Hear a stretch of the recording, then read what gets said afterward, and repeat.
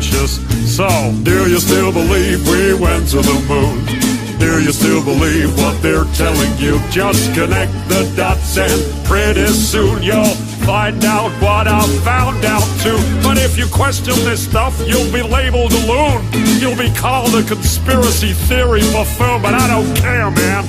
I'm still gonna make this too, cause I know that we didn't go to the moon. What if you swore in the Bible that you walked on the moon? You're the one who said you walked on the moon when you didn't. Hello, everyone, and welcome back to the Flat Earth Podcast. I'm Curious Jay. Alongside me, Dave from deep inside the rabbit hole. Another hour plus of Flat Earth audio. Dave, what's happening, my man? Hey, man. Doing well here. Excited for today's show with my favorite author, Edward Hendrie. Yep, coming up later in the show, Edward Hendrie, the author of The Greatest Lie on Earth, Proof that Our World is Not a Moving Globe. We've talked about this book before on the show, and we're going to talk with Edward later on in this broadcast about that book and other things Flat Earth related. But let's get into some recent stuff.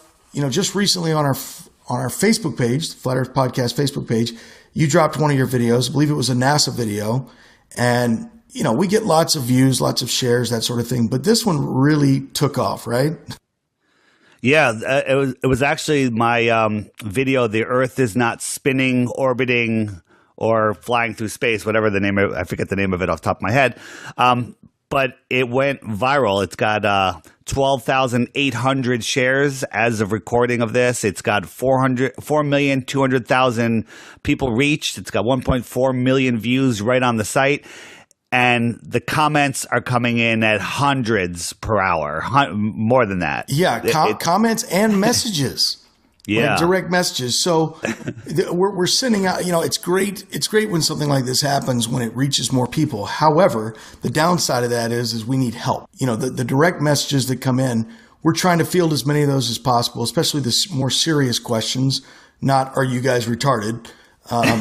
We just scroll past those, but where our listeners can help us out is if you go to the Flat Earth Podcast Facebook page and you find this video and you start looking through the comment threads. What's happened is now that this has reached 1 million people, you know, most of the comments are the people who've never heard of Flat Earth or who are just like, this is so ridiculous. And they're not asking if we're retarded. They're not asking.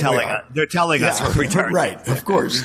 So if you've got some spare time on your hands and you want to read through all that thread, drop some polite but informative answers up there on the, or comments. Yeah, just there. A simple link, to say, hey, here's the answer. Here there is no edge, and and drop the map in there, whatever. But anyone, try not to drop memes in there, because when I see a meme, I just delete it, just because it just takes up too much space and it makes it hard for people to get through the thread. Yeah, and as far as those comments go, I mean, when I say it's impossible, it is literally impossible to keep up, because as many comments as you see on there, when you go look at this video in the comment thread, there's that many more direct messages that are flying in. Yeah, so another thing is people get mad. They'll ask a question, and then 10 minutes later, they'll be like, oh, no answer, running scared. When I see something like that, even when I finally see it, I'm not going to even answer it. There's a 10% chance that we're going to see your comments. Right. And there's a lower percent chance that we're even going to be able to respond to it. I spend, when I have a little time, I spend time banging out some comments and some answers the best I can. Yeah. I was jumping on there a couple of times the last couple of nights not on the comments, but on the direct messages, and I was going through, and I was, like I say, trying to sift through them to see if there was any that were worth responding to. And, there were several. And so I would drop in some comments or check this out, go look at this, because we do appreciate when someone says, who's not a flat earther, but says, well, how would you explain such and such? Right. And one of the things you like to do is you'll drop in, I noticed in some of the responses, you would drop in a link to that site that you like, stoplookthink.com. Yeah, Stop Look Think. Yeah, they got a ton of flat Earth stuff up there and all of the other deceptions that are going on. But the owner of that in Germany is redoing it. It's going to be an amazing, more improved site. If that's he's working on the interface, right? Yeah, he's changing it to be more of a daily blog, maybe. where, you'll be able to subscribe to it, get notifications on whatever topics you're interested in.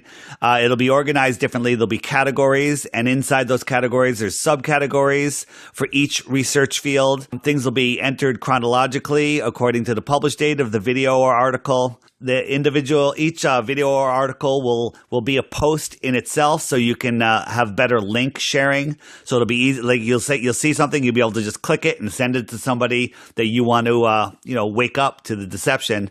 It's going to load much faster, because God forbid 5 or 6 seconds is too long in this day and time. Oh yeah. And there will also be a comment section open on all posts, so feel free to do battle in there and hone your flat slaying skills. Right. Yeah, before we get Edward on, I know we touched a few of them in the last episode, but another thing I wanted to make sure so that we don't get too far behind on this, we need to knock out some more speak pipes this week.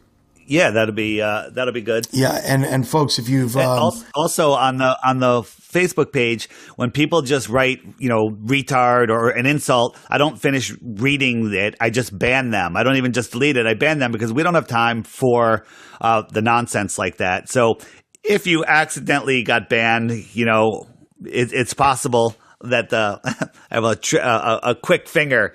Just let us know, and we'll bring you back in.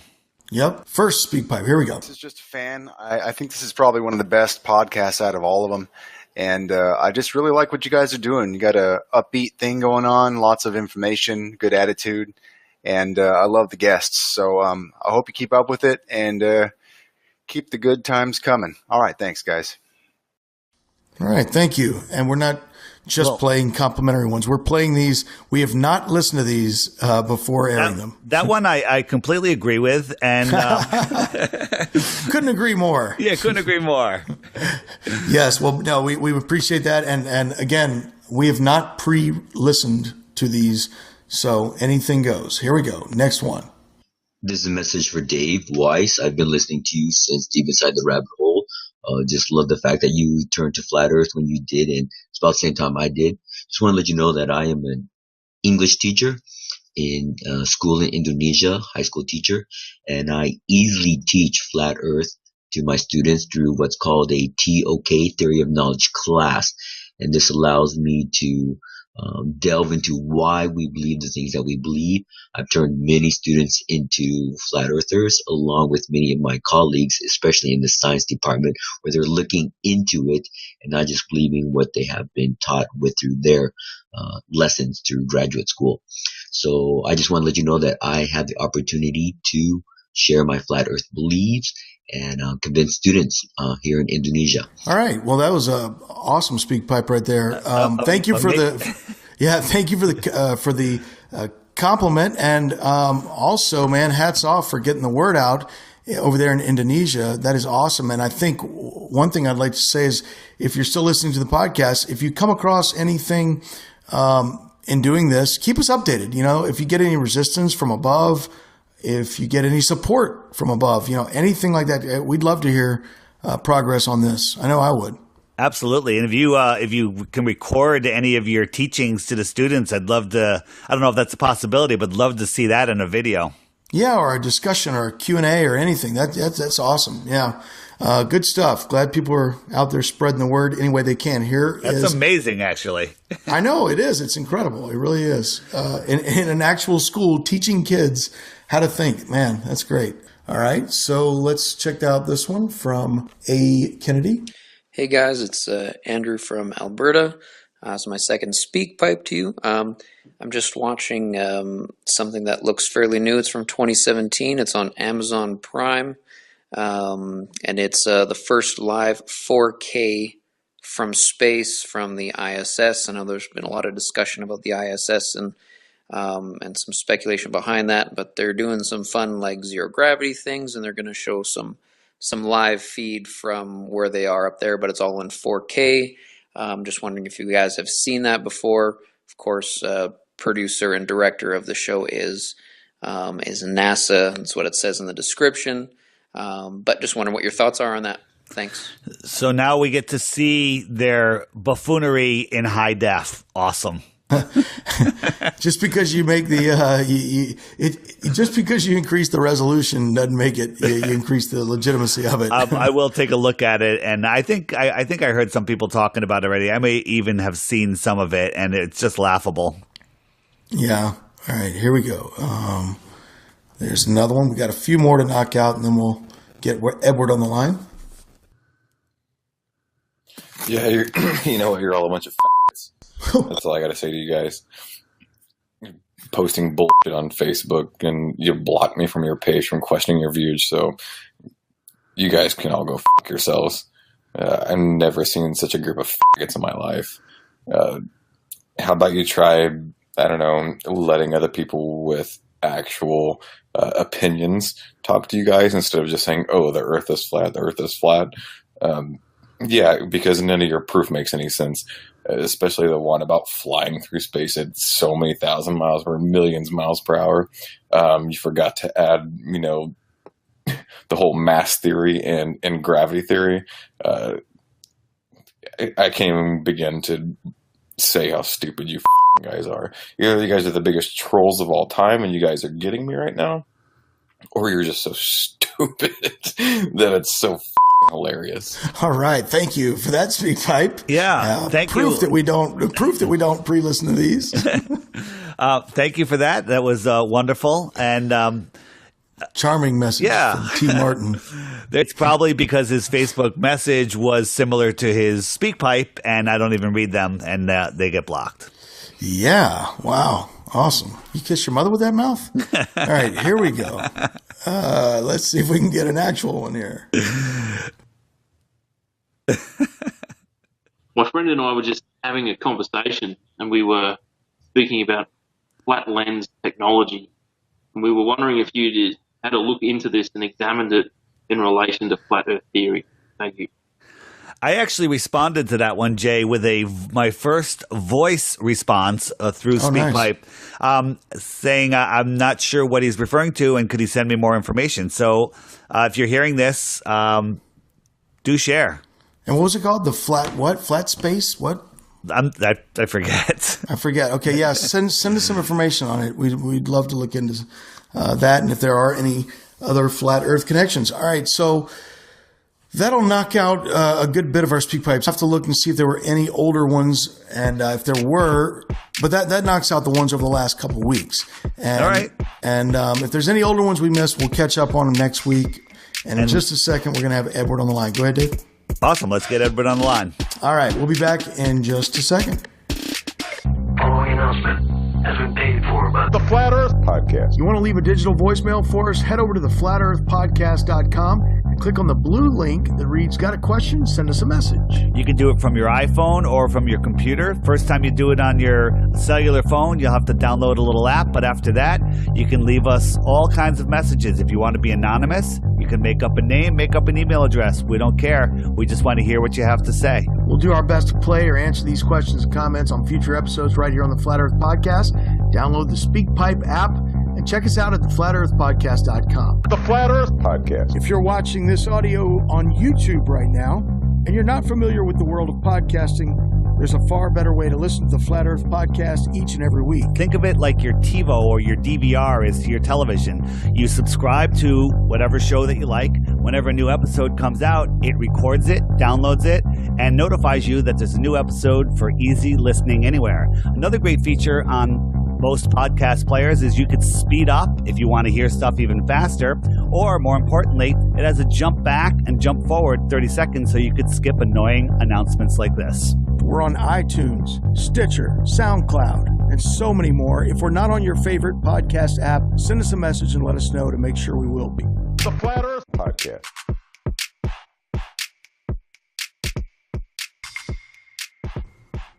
All right, back with us here on the Flat Earth Podcast. Dave, we've got a very special guest with us on the line today. The author of a book that we've talked about on the show before, The Greatest Lie on Earth, Proof That Our World is Not a Moving Globe. Edward Hendrie is here with us. Edward, can you hear us? I can. Great. So, we've got a lot of questions. I don't know if you've listened to the Flat Earth Podcast before, but we cover just about everything Flat Earth related. And one of the questions that we ask people who when we have guest show is just to get it out there and get it done with in the beginning is, how the heck did you become a flat earther? Well, it's actually, I've been a geocentrist. Let's start there for a while. How long have you been a geocentrist? Oh, my. That would have to go back about 10 years. So wait, before we jump into this, so you were a geocentrist, so you believed that the Earth was spinning, but everything went around us. Whether I thought the Earth was spinning, not necessarily. I thought that the Earth was. I thought the Earth was a sphere, and that the universe, the sun, and all the planets. I viewed it as basically Tycho Brahe's model. If you're familiar with that. Okay, I don't know if you're familiar. No, I'm Tycho not. Brahe had a model of the solar system, for lack of a better term. Actually, it's a geosystem. Okay, where the Earth was at the center, and that the sun. Okay, and the sun revolved around the Earth, and then the planets revolved around the sun. And I concluded that the Earth had to be the center of the universe, primarily from reading the Bible. Okay, so I had already, just from doing that research, and there was a book called Geocentricity by Gerald Bow, which was a pretty good book, and there are a number of geocentrist scientists. So I had already been convinced from a scientific and biblical view that the Earth was in fact the center of God's creation. A couple of years ago. All right. Yeah. So what made you jump to flat Earth? Well, I came across, there was on YouTube, there was a video called The Flat Earth Conspiracy. And when I looked at it, I thought, oh, okay, so I'm thinking in my mind, this is a conspiracy to discredit those who view the conspiratorial view of history to make us look silly by labeling us as flat earthers. That's what I viewed it as. So I thought, this would be interesting. So I started watching it, and this is the Eric Dubé book, right? Yes, he put it together, but it's really an amalgam of a lot of different people. It wasn't just Eric Dubé. Actually, what really got me was what Rory Cooper had to say in that. Rory Cooper, who had a YouTube channel called My Perspective, did an excellent job of explaining the visual perspective and the reality of a flat Earth. And I found his arguments quite convincing. Well, I went to, and I discovered he had other videos. I looked at those, and then I started doing research. And I started doing my own calculations.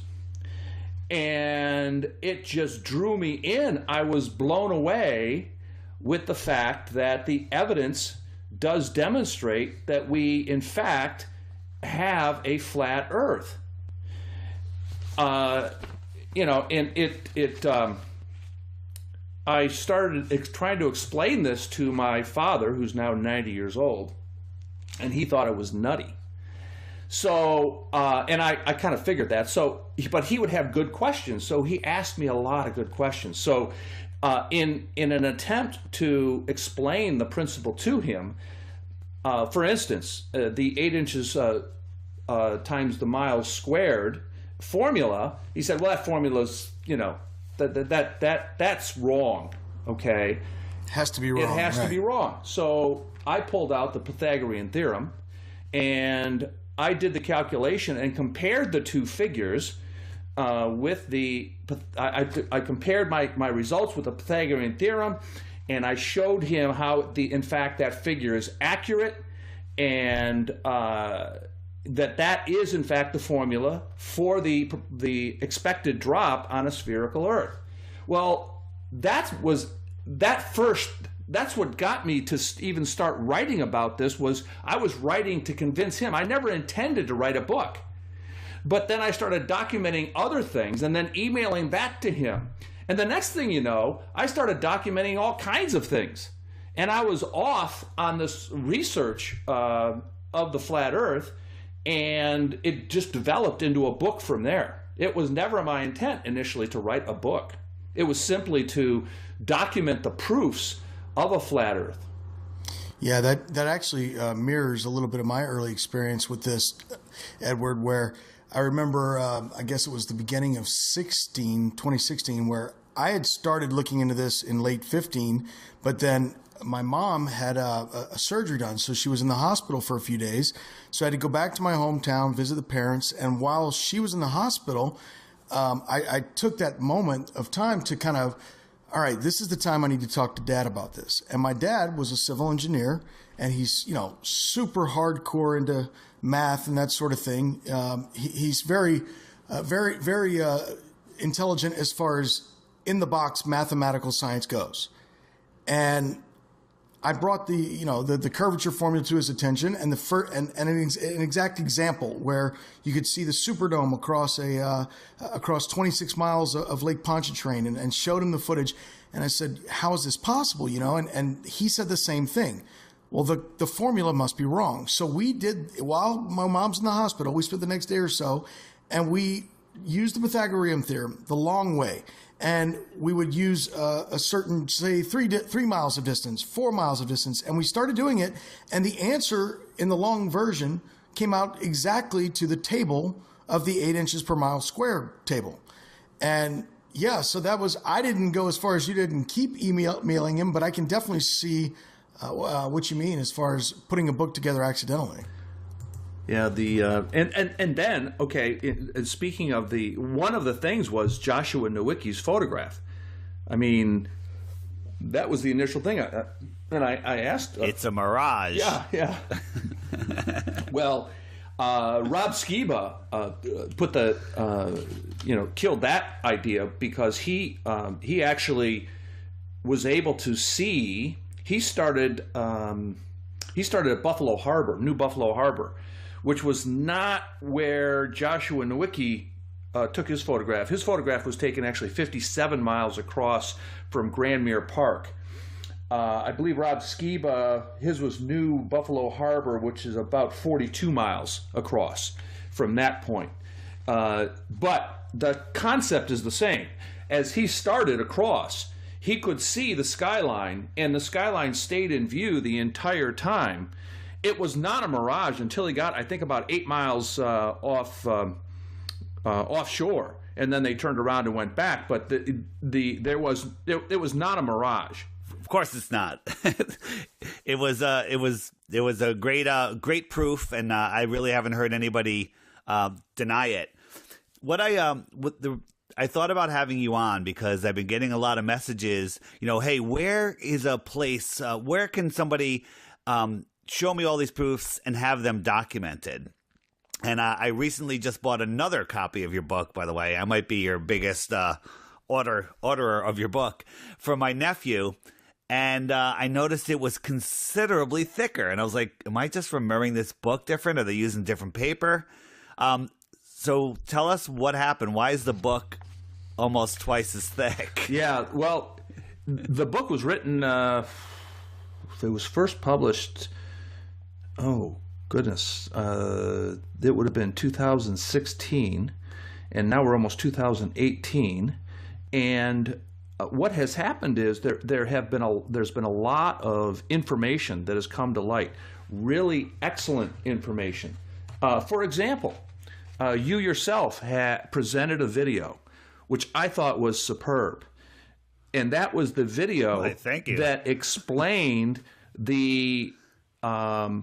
how who was it? I can't remember the guy's name who created the supposed 24-hour sun in Antarctica.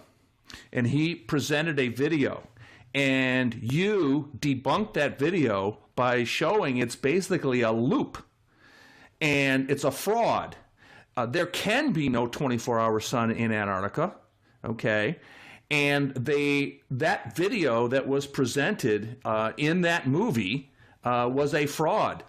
And you did an excellent job of showing that. So I thought that I have to include that, and so I did.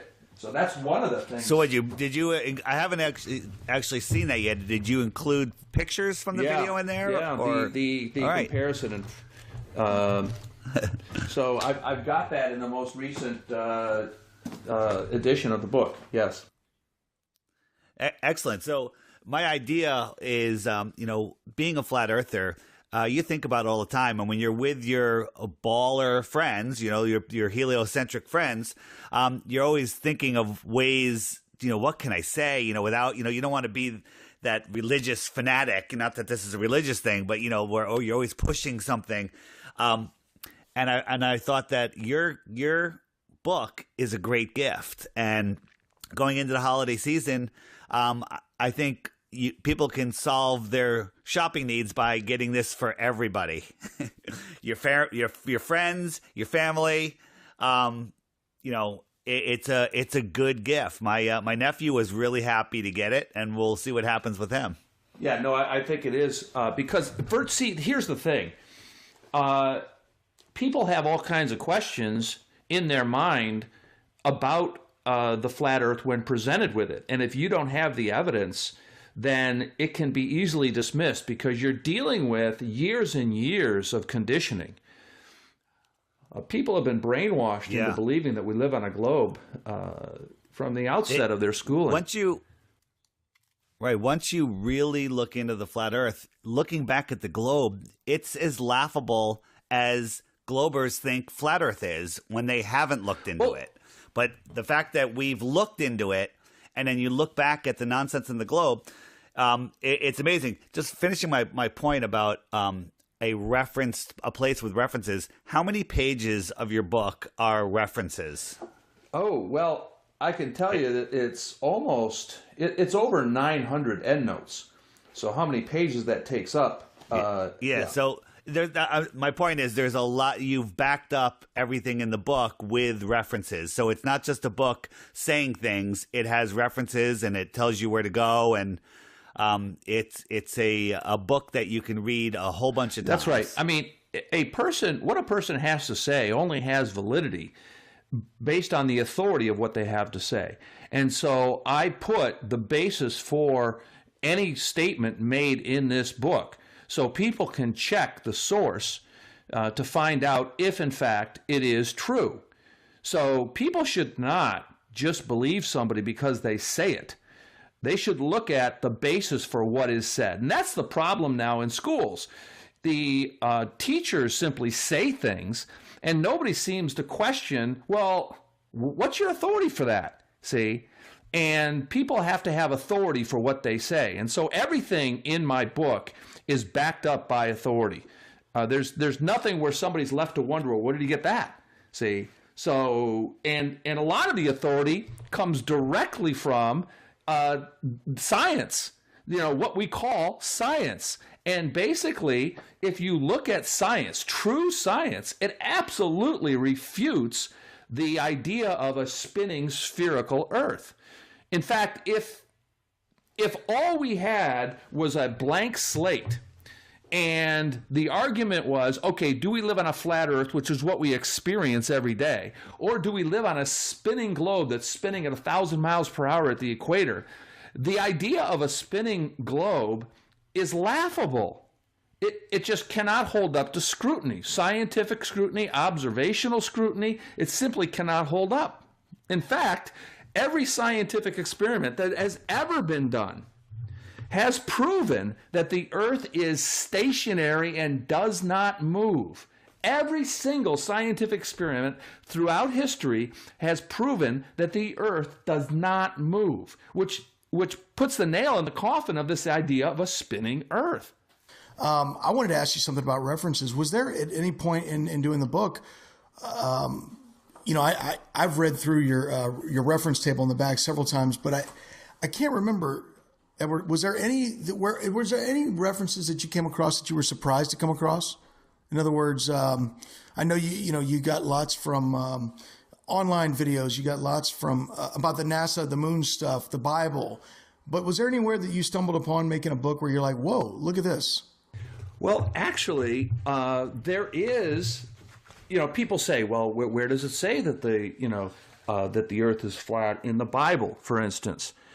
And if you look at the Bible, it does make it pretty clear, and I have a chapter on that where I explain that concept. But take, for instance, Joshua chapter 10.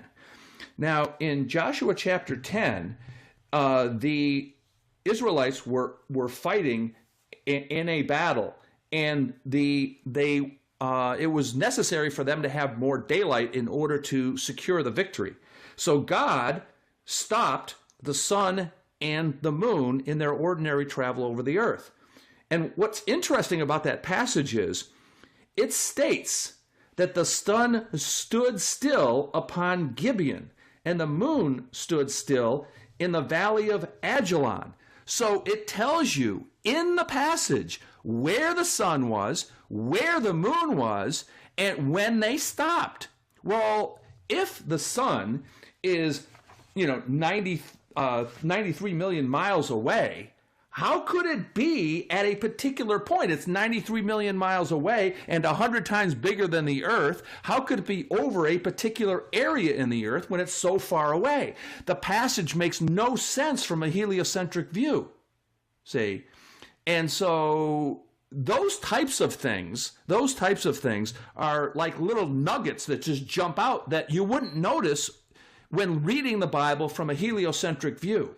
And a lot of times people read the Bible and not understand what the Bible's saying because they've been conditioned by the school system and by everything that they've learned that the earth is a spinning sphere and the sun is a far off sun, 93 million miles away and massive.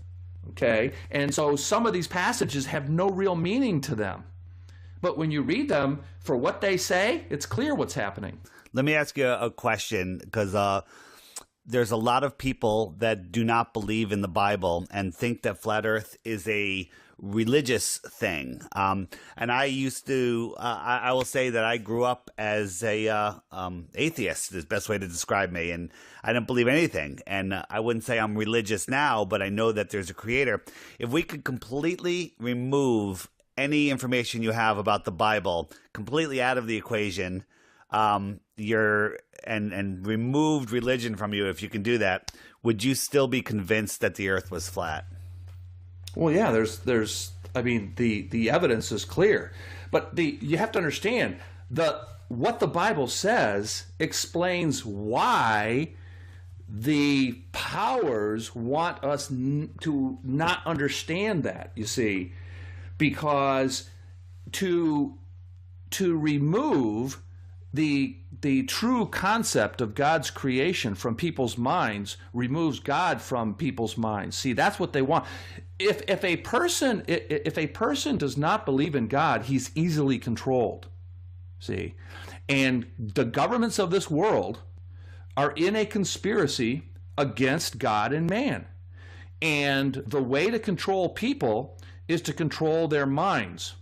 And the way to control their minds is to drive any idea of God from their minds. See, if people understood that we live in a flat earth and that, in fact, the planets are close by, the stars are close by, that the sun is close by, that there is a firmament, and that above the firmament, as the Bible states, God is there, well, they would change their conduct. They would change their behavior. And governments could not get away with doing some of the things they do because the people would not stand for it. They wouldn't go along with the program. Example, take socialism, for instance. Socialism is basically thievery, where you steal from one group to give to another. Now, simply because the government does it doesn't make the stealing right. Right. It is still wrong. It's a violation of God's principles. Well, if you remove from people's minds an idea that stealing is wrong, therefore, and because the only way that they would know that is by reading the Bible and understanding that people have a right to property. You take their property from them by force, and that's what government is. Government very simply is force. Okay, they will resist that. Well, if you remove from them the authority of the Bible, you remove from them this concept of thou shalt not steal, then governments can steal. They can steal from one group and give it to another, and that's what they do. And they can do that by removing the idea of God. See, that's why communist countries, their very foundational principle is there is no God. They are by nature, their foundational principle is it's atheistic. It has to be. It has to be. They cannot exist otherwise. Wow. Can I give you my first amen on that one? Can we get an amen? Can we get an amen? So many people ask me, there's so many, the first thing, why, when you throw a couple proofs down and they're short circuiting, they're like, well, why? Why, what difference does it make? Why would the government do this? And the answer is there's so many answers, but that basically encompasses it. I mean, and by the way, this is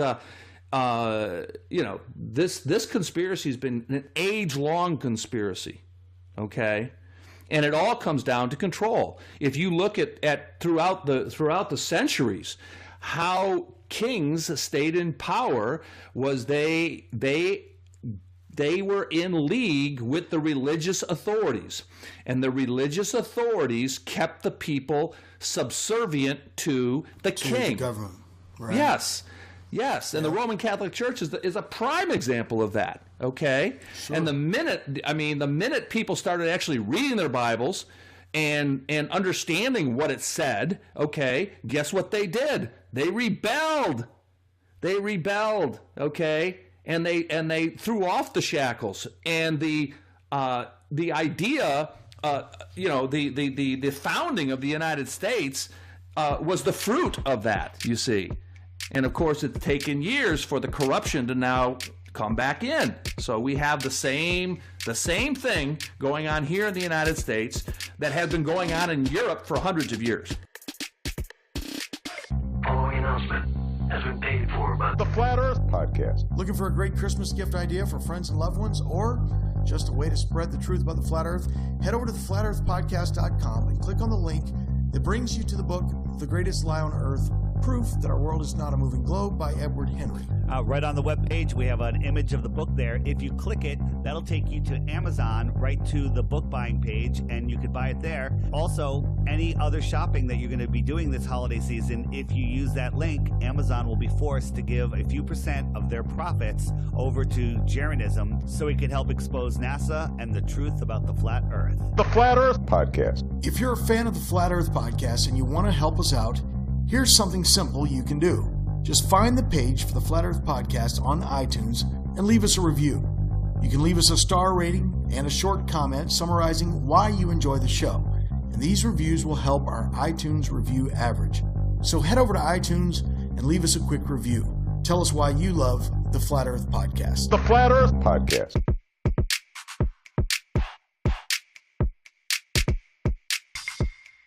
I have a opinion-based question for you, Edward. So, one of the things that still sometimes we get so into this, and I have to stop and remind myself, and I'm shocked every time I do, that this topic was barely even in existence really 5 years ago. When you go back and look at things, it's come so far in the last 2 to 4 years. Where do you see this going, Edward? I mean, the cat's out of the bag, right? We've seen the media try to throw cold water on anything that is brought up with Flat Earth, whether it's an athlete or whatever. But where do you see it going? Is this going to grow slowly? Is it going to stop? Or what are they going to do? Just your opinion. I'm just curious what you think is going to happen in the next 5 years. Oh, I think I believe that they cannot keep it. They cannot keep wraps on it. The only thing they can do is spin it and discredit it. And so you have to, first of all, you have to understand the methods of intelligence agencies. Okay. First of all, they try to get out front of something. Okay. Lenin said, the best way, okay, to win is to be the opposition, okay? And so understand this, that they will and they have been monitoring this flat Earth issue for a long time, and they've been out in front of it, okay? And so people have to understand that, and they have to be founded in principles. Don't go running off on every little new tangent that comes along. It has to be studied. You have to find out whether, in fact, it's true, who is bringing it out, okay? So, but I will tell you this. Question. That they cannot keep a lid on this. Why? Because we have technology now that is available to anybody. Anybody can have this technology to prove that what they've been telling us is not true.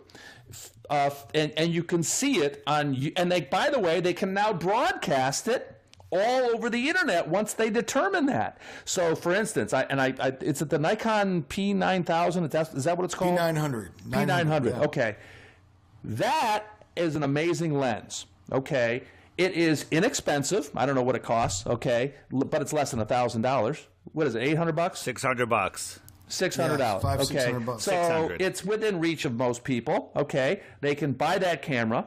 They can document, and by the way, they don't even have to buy the camera. A telescope will do the same thing, but they can document it with the camera and show that, in fact, the planets that what NASA and what we've been learned in school books about the planets is not true. They are not terrestrial. If you look at them through the P900, they're not terrestrial. They appear to be some sort of energy in, like, water, perhaps. But if you've watched the videos of Venus and Mars and some of these other planets, they're not terrestrial. And you can see that the stars are not suns, far-off suns, okay? Also, there is no parallax between the Right. stars, okay, which absolutely impeaches the idea that these stars are millions and millions of miles away and hundreds of light years separated from one another, and that the universe is endless. No, it's impossible without parallax. See? Now, what they've done in order to try to explain the fact that there's no parallax is they've tried to expand the universe, and they even created a new term called light years, okay, which people are so accustomed to, but it's the speed of the how far light travels in 1 year, okay, and they start measuring things in light years, which and speed of light is 186,000 miles per second, and the idea is that the stars are so far away that you can't notice the parallax. Well, that's just their argument, okay? That's what they say. It's nonsense. Yeah. I get that every day. Every day I get that. It's utter nonsense. Edward, I bring up this proof literally daily when people are asking me. You know, the giant sun next to the Earth, you move it 93 million miles away, it becomes the size of a dime held at arm's length. That's 8 light minutes. If you went 8 times as far, there's no way you could see that sun. There's no way. Even if you doubled the distance, you couldn't see it. But 8 times as far is a light hour. Yes, bingo. See, you've hit the nail on that. You've actually thought about this stuff. See, if people, oh my God, yeah, but see, the kids sitting in their classroom, they're spoon fed, and the minute you question that, they're slapped down. And they are punished because they would get the question wrong, you see. They have to get the good grades. So they're conforming. They're made to conform. Right. And the ones that become the professors are the ones that regurgitate the nonsense flawlessly. And then they teach it again and again and again. Yeah, and they just pass on the ignorance. I mean, it's much like in Islamic country. The people that in order to get ahead in an Islamic country, you have to memorize the Quran. Well, all the smart people end up being the religious leaders. See, because they can memorize passages of the Quran. Well, there is no innovation there. There is no innovation. It's just a religious tyranny. See, and so we live in the same type of tyranny where people just memorize things that are not true. And they regurgitate them. I mean, the theory of relativity is another example of just ridiculousness. Right.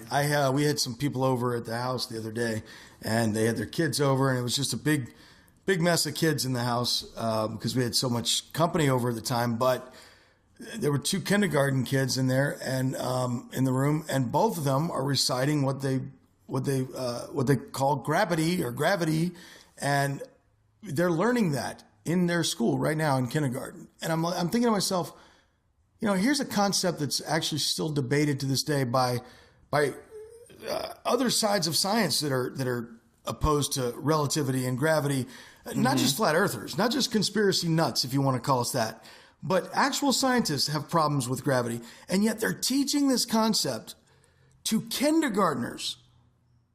I mean, you want to talk about they'll get punished for the wrong answer? That's not even old enough. There's no punishment at that stage. That's just pure brainwashing right there. I noticed the other day I was at a big store, a big bookstore, and they have these amazing books on space and planets and heliocentrism that they're on beautiful paper with beautiful covers, pop-up books. I mean, very, very expensively made thick books.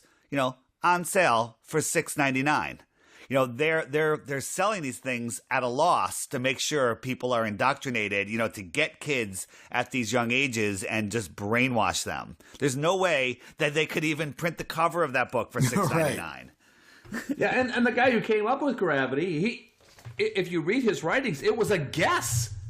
Yes. It was a guess, and it's never been proven. The existence of gravity is never. Henry Cavendish allegedly performed an experiment, and he came up with the gravitational constant, which it's a joke. Yeah, with his lead ball. It's right? It's silly. It's just silliness. And so for the listeners who want to try to understand this, let me just explain that the reason things fall to the earth is because they're denser than air. And if they were not denser than air, then they would float like helium. Very simple concept. They needed gravity. Okay, they had to have a force. Why? Because if the earth is spinning, there would necessarily be a centrifugal force pulling out on objects. And they had to explain how it is that there is not that force, okay? Or there's something there would be that force. There's something, what is the centripetal force, the force keeping things on Earth? So there has to be a force acting on that outward pull. And that's how Newton came up with this idea of gravity, okay, which is a myth. It's a myth. We're not spinning, okay, and so therefore we don't need gravity. Gravity is only something needed if the Earth is spinning. And the problem with gravity, if you think about it, gravity is based on the mass of the Earth. And gravity is supposed to be equal all over the Earth because it's simply based on the mass, the attraction of mass. Well, it is also supposed to act as, and its purpose is to be a centripetal force, to act against the centrifugal force. Right, that is, it's supposed to be a force pushing where from the spinning, there's a force going outward. Well, guess what? There is less centrifugal force the further north and south you go over the equator, which means that if gravity is a constant, people should weigh less as you go further north and south. But we know that's not true, which absolutely refutes the idea of gravity. We know that's not true, but Globers will say that it is true. They'll say well, people bring a 10-pound weight to the North Pole and to the equator, and they weigh differently, and that's just somebody saying that. Well, haven't seen any proof. Yeah. Of it. Well, there is atmospheric pressure that does have a bearing on weight, but it's the opposite of what they expect. So in actuality, things weigh more as you go north, but it's also slight. It's so slight. It's barely measurable, and it's from atmospheric pressure, really. So it's that argument fails in reverse, and it's actually the proof is reverse of what you'd expect on a spinning Earth. Right, like the difference that they're finding in these scales, if they do them, to me it pales in comparison to what it should be when you're talking about, everyone's seen the image of the wet tennis ball. I mean, that's an example of how much outwardly force would be everything would be flying off. So the strength of gravity to counteract that force would have to be so much more around the middle. Now, isn't the argument, Jay, though, that it's only one revolution per 24 hours? And the Globers argue that you wouldn't even feel that. But I would think that the oceans would be sloshing all over the place, even at that speed. Yeah, I think so too. And I think that's definitely a good point. And I accept that point as far as it's one rotation per 24 hours. So, it's 1,000 miles an hour is one way to look at it, but it's really moving actually slow because it's moving once per day. But they use this spin to attribute the Coriolis effect to the spin. Yeah, I mean, you can't have it both ways. You know what I mean? It's not going to make all of our ocean spin or storms and whatever spin different directions because of this massive spin of the Earth. And yet, at the same time, it's insignificant. Therefore, you're not going to need as much gravity. Like you can't have it both ways. Hey, Edward, what are your top favorite proofs before we wrap this up? What are your favorite proofs? So somebody comes to you and say, "Hey, Edward, I see you wrote this book on the Earth being flat. Why do you think the Earth's flat?" Well, the one would be distant objects that are visible over water. Okay, we can see too far. Yeah, and another would be that water is always level. You don't have curved water. It doesn't exist. In fact, our language even reflects that. We talk about sea level. Yeah, sea level. Okay. And by the way, the structures on Earth illustrate the fact that the Earth is flat. The Suez Canal, it's 100 miles long. Okay. And if the Earth were a globe, then it should have a round hump, 1,666 feet in the center of it that it goes over. But yet, in fact, it's virtually level the entire distance. There is no hump. Another good proof is this guy, his name is McIntyre, and he went to the Black Mountain Range in North Carolina. And he found 3 mountains that were in line with one another. Yes, and yes. He put his camera at an elevation of 5,385 feet on one of the mountains called Tennant Mountain. He was overlooking another mountain called Frying Pan Mountain, and he had them, he created a parallax between them, okay, so that he could see a distant mountain that was 34 miles in the distance, Graybeard Mountain, and they were all about the same height, about 5,300 or so miles in height. Feet in height. So they're all about the same height, and yet at the distance that they were at, okay, so Graybeard Mountain was 34 miles from Frying Pan Mountain, and when he looked, by golly, they were about the same height, even though they're separated by 34 miles, and he could see them both. And he took a picture of this to document it. He also did a video which he posted on YouTube. If the Earth were a globe, Graybeard Mountain should have been 770 feet below the height of Frying Pan Mountain, but it wasn't. It wasn't. The curvature was missing. Now, this is a guy, by the way, John McIntyre, I think his name is John, who does not believe the Earth is flat. He just simply couldn't bring himself to believe that.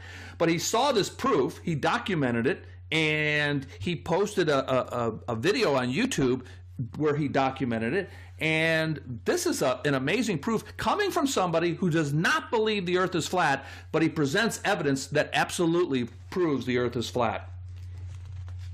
That's a good one of my favorites. Yeah. Another is airplane flight. Okay, if a pilot is flying over a spherical Earth and he gets up to cruising altitude, we know that he has a gyroscopic instrument that is an attitude leveler, and he flies straight and level. Well, that instrument is gyroscopic. It's rigid in space. It stays level, okay? So he's flying level. He's also looking ahead at the horizon. He's flying level. And in order to fly level, he has to have a flat Earth. Otherwise, if he's flying over a sphere, he would be increasing in altitude as the Earth, the sphere, drops beneath him because he's traveling at cruising speed over 500 miles per hour in a typical commercial jet. And so in 1 hour's time, he'd find himself 1,660 feet.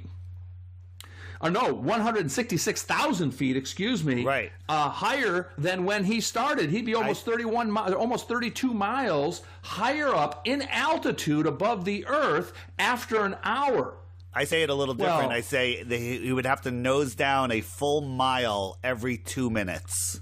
Yeah, Just another way to think about it. Yeah, and that nosing down doesn't happen. Another proof is the fact that we all know, and even geocentrists accept this, that the correlation between the Earth and the Sun is 360 degrees in 24 hours. Whether you accept the Earth is flat or whether you accept that it's a sphere, the idea is that the correlation is 24 hours of the movement of the Sun and it's 360 degrees. So when the Sun begins its circuit, it ends at the same spot in 24 hours, full 360 degrees. Now, those who believe in a heliocentric view, they have the Earth spinning 360 degrees, but still, it's 24 hours, 360 degrees. Well, stop and think about it. If the Earth were spinning and the Sun is in relation to the Earth 360 degrees every 24 hours, yet the Earth is also orbiting the Sun, in 6 months, midnight will have flipped. So now, when the Earth does this 360 degree spin, it's on the other side of the Sun. What would ordinarily be the dark midnight is now noon, right, and vice versa. Now, don't they explain that away with the sidereal day? Yeah, the sidereal day is a measurement of the movement of stars. That's what sidereal means. And so that's why I made such a point in explaining that even heliocentrics, they have to accept that the Earth does move, or that the Earth spins 360 degrees in 24 hours. In fact, I cite in my book, take the Annenberg Foundation. Okay, they have a teacher resource center which makes it clear each day the Earth rotates once in its axis, which equals 360 degrees. I cite other authorities. I agree. Another place to take that is 6 months apart. If you're on the equator looking up at the sky at midnight, you're looking exactly away from the sun, and you would see opposite sides of the universe, but you see the same stars. Right. Yeah. And that's impossible. That's impossible. Yeah. Another one. This is another one that Rory Cooper came up with, and he did a video on this. And by the way, Rory Cooper's channel is back up. It's called My Perspective, and he's popping out new videos every week. Yes. He emailed me and explained that he was going to, because he took it down for a while. Flat Earth apparently caused some issues. I don't know what exactly where he didn't explain it, but he's now back up, which is fantastic. I wish he would put his old videos back up, but he hasn't done that. But other people have preserved them, so they can still be found. But he explained that if you are just a little bit south of the North Pole, okay, and you are in one of those areas that has 24-hour sun, if the Earth were a spinning globe and the sun was 93 million miles away, as is supposed to be under the heliocentric model, then you would not be able to see time-lapse photographs the way they are portrayed, time-lapse video, because the sun would actually zigzag and not go in a circular fashion around the viewer. You see. The only way it could go in a circular fashion, 360 degrees around the person who's doing the time-lapse photograph, is on a flat Earth. If the Earth were spinning and you had a distant sun, and this is where he's brilliant, he's an artist, and he knows perspective. He explains how the sun would actually zigzag and not go around the viewer. Yes. I've seen that video, and where he uses that computer-generated model to show you exactly why and how the zigzag would be formed, and it's really incredible. I love his videos. Yeah. It's interesting when you look at what the government has done to conceal the flat Earth. I mean, take Google Earth, for example. Google Earth is actually a depiction of the flat Earth in the form of a sphere. And how you can see that is if the Earth was actually a sphere, you would be able to spin that sphere, okay, on Google Earth and 360 degrees and end up in the same spot. But when you spin the Google Earth, and I'm talking about I think it's the professional version where you download the software. I think it also works on the one online, but the one I use is the professional one. When you rotate, either spin or rotate, it actually flips, okay? Which means what they're doing is they're taking flat Earth data and they're portraying it as a sphere. They have to portray it to some degree as accurate because when you zoom in, you can actually get to the locations. So it's actually an algorithm where they're transposing flat Earth data and making it appear as a sphere on Google Earth.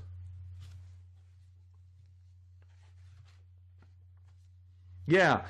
All you have to do now. People have criticized this by saying, well, you can't really grab the edge, the full edge, because it's actually it's off the screen. Well, you can actually do it by turning it either clockwise or counterclockwise as you're viewing it. And really interesting. So, for instance, if you had North America facing you, and you now turned it clockwise, right, okay, or counterclockwise, either way, by the time you finish your spin, the Earth will flip to the other side. Huh. And the reason it flips is because they can't fit the flat Earth on a sphere and have it be accurate. It doesn't work. What do you mean it flips? What you're losing me. Okay. What do you mean it flips? What happens is, all right, if you can envision, let's say North America facing you on a globe, and you take your cursor and you grab the very top at 12 o'clock, right above where the North Pole would be, where Canada is, right above Canada. All right. And now let's say you start rotating it clockwise to the right, all the way around, okay? And then you come back up and you end up at 12 o'clock again. No longer will North America be facing you. The Earth will... I just did it. Did it. It just did that. That is bizarre. So what you mean is you're not pulling it left to right. You're basically grabbing the North Pole and then drawing a circle around the circumference of the planet. That's right. And it will flip. Okay, I'm now looking at the other side of the globe. Yeah. And the reason it does that is because the data they have is data from the flat Earth, but they're simply portraying it as a globe. See, because they have to have it accurate to some degree, because when you zoom in, you go to certain places. Oh my God, that's fantastic, Edward. Yeah. I've never heard of this. Okay, Dave, you need to record this and send it to me. Don't you have Google Earth on your phone? Yeah, I've got it. It's on the phone too? It's the Google Earth Pro software. You can have it on your desktop. Hard to do. Yeah, I've got the Pro. I've got it on the Pro. Okay. When we get off with Edward, I'm going to try it right away. And by the way, this program was developed by the CIA. But it was funded by, not developed. It was funded by the CIA, and it was. Well, at least they did a better job. At least they show stars in the Milky Way when you're in outer space looking at the Earth. Unlike the Apollo program. No, it was a company. The software was originally called Earth Viewer, and it was a company called Keyhole Incorporated, which was actually funded by In-Q-Tel, which is funded by the CIA, and Google purchased Keyhole Incorporated. That's how they ended up with Google Earth. Gotcha. And all their data comes from the federal government, the Geospatial Intelligence Agency, the National Oceanic and Atmospheric Administration, etc. It's all government information that's being placed on here. Wow. That is awesome. Okay, so I'm looking at my copy of The Greatest Lie on Earth, Edward, and real quick, in case anyone out there has it like myself, in comparing it, like David mentioned at the very top of the interview, you added some to it. My version is the one that has 30 chapters. But the new version, the latest version is you go to the front. The latest version is a seventh edition. I got you. So, and that's the one that's for sale. Right now on Amazon, Barnes and Noble. It is. It's a beautiful book. It's a great Christmas gift, and nobody can read it. Has anyone ever read it and not become a flat earther? Oh, I don't know. I mean, I don't know how anybody can intellectually, honestly read it and not realize they don't live on a spinning ball. We have a link for your book directly on theflatearthpodcast.com. It takes you to Amazon to get it. Right now, as the date of this recording, Amazon is out of stock. Hopefully, they'll be restocking soon. But if anybody buys it there, a small commission from Amazon goes to for Flat Earth research. So if you're shopping there, if you use that link and actually do any other shopping by using that link on Amazon, you'll be supporting Flat Earth research, and that would be great. So if you're looking for a way to support people, just use that link to buy the book, buy 10 of them, or buy anything else on Amazon if you enter in through that link. Highly recommend the book. Edward, anything else before we sign off that you want to make sure that listeners get a hold of? No, I think we've pretty much covered it. Good deal. So, Edward, thanks for coming on, and keep writing away. Love your book. I took it on my last 2 vacations with me, and read it on the beach. And people look at me like, "What are you reading?" I'm like, "Here you go." And then I give it to them, and they're done. Yeah, I call it my plane book because no matter what bag I carry on with me on the plane, I always, for the last 9 months, I've always had that book with me on my carry-on. And I typically sleep through a flight, but when I don't, I whip out the book and try to start some conversations with it. Excellent. All right, Edward, thanks for coming on. We'll see you across the plane. Thank you. Thanks for joining us, Edward. Flag that flutters with no atmosphere. Don't you think that's a bit queer? Intersecting shadows means another light source. Do I think it's fake? Yeah, of course. The whole thing was filmed on a Hollywood set. Directed by Kubrick is my best bet. The moon's so cool, we'd love to explore it, but we can't get past low Earth orbit. Do your research, people. I think you'll find that NASA admits that a bunch of times. Listen. Right now, we only can fly in Earth orbit. That's the farthest that we can go. And this new system that we're building is going to allow us to go beyond and hopefully take humans into the solar system to explore. So the moon, Mars, asteroids, there's a lot of destinations that we could go to. And we're building these building block components in order to allow us to do that eventually.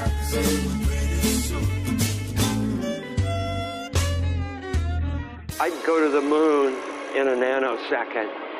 The problem is we don't have the technology to do that anymore. We used to, but we destroyed that technology, and it's a painful process to build it back again. This has reached 1 million people. Most of the comments are the people who've never heard of Flat Earth or who are just like, this and is they're so not asking ridiculous. if we're retarded. They're not asking. They're telling us we're retarded. Right, of course. So if you've got some spare time on your hands and you want to read through all that thread, drop some polite but informative answers up there on the, or comments. Yeah, on just there. a simple link, to say, hey, here's the answer. Here there is no edge, and and drop the map in there, or whatever. But anyone, try not to drop memes in there, because when I see a meme, I just delete it, just because it just takes up too much space and it makes it hard for people to get through the thread. Yeah, and as far as those comments go, I mean, when I say it's impossible, it is literally impossible to keep up, because as many comments as you see on there, when you go look at this video in the comment thread, there's that many more direct messages that are flying in. Yeah, so another thing is people get mad. They'll ask a question, and then 10 minutes later, they'll be like, oh, no answer, running scared. When I see something like that, even when I finally see it, I'm not going to even answer it. There's a 10% chance that we're going to see your comments. Right. And there's a lower percent chance that we're even going to be able to respond to it. I spend, when I have a little time, I entered chronologically according to the published date of the video or article. each video or article will be a post in itself, so you can have better link sharing. So it'll be easy. Like you'll see something, you'll be able to just click it and send it to somebody that you want to wake up to the deception. It's going to load much faster, because God forbid 5 or 6 seconds is too long in this day and time.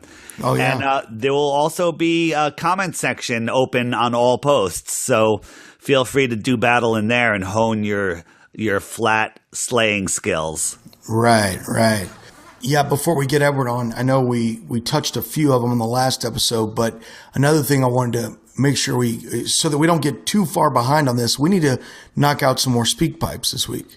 Yeah, that'll be good. Yeah, and folks, if you've also on the Facebook page, when people just write retard or an insult, I don't finish reading it. I just ban them. I don't even just delete it. I ban them because we don't have time for the nonsense like that. So if you accidentally got banned, it's possible that I have a quick finger. Just let us know, and we'll bring you back in. Yep. First speak pipe. Here we go. But let's get into some recent stuff. Just recently on our Facebook page, the Flat Earth Podcast Facebook page, you dropped one of your videos. I believe it was a NASA video, and we get lots of views, lots of shares, that sort of thing. But this one really took off, right? Yeah, it was actually my video. The Earth is not spinning, orbiting, or flying through space. Whatever the name. I forget the name of it off the top of my head. But it went viral. It's got 12,800 shares as of recording of this. It's got 4,200,000 people reached. It's got 1.4 million views right on the site. And the comments are coming in at hundreds per hour, more than that. Yeah, comments and messages. Yeah, like direct messages. So we're sending out. It's great. It's great when something like this happens, when it reaches more people. However, the downside of that is we need help. The direct messages that come in, we're trying to field as many of those as possible, especially the more serious questions. Not, are you guys retarded? We just scroll past those.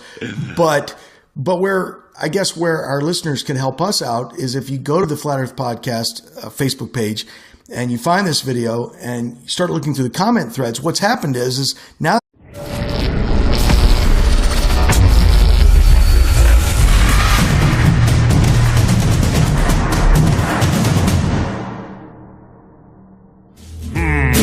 That's suspicious.